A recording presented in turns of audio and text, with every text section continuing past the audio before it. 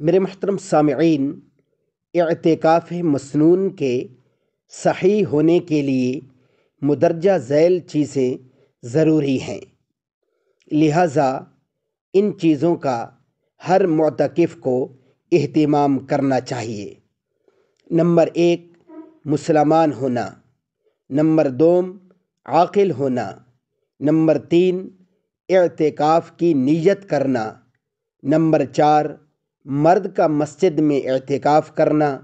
Number 5، مرد اور عورت کا جنابت یعنی غسل واجب ہونے والی حالت سے پاک ہونا۔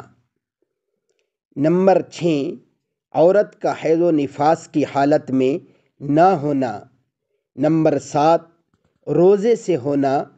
اگر اعتکاف کے دوران کوئی ایک روزہ نہ رکھ سکے یا کسی وجہ سے روزہ ٹوٹ جائے تو مسنون اعتکاف بھی ٹوٹ جائے گا۔ تو اعتکاف صحیح ہونے کے لیے ان شرائط کا پایا جانا ضروری ہے، وگرنہ اعتکاف نہیں ہوگا۔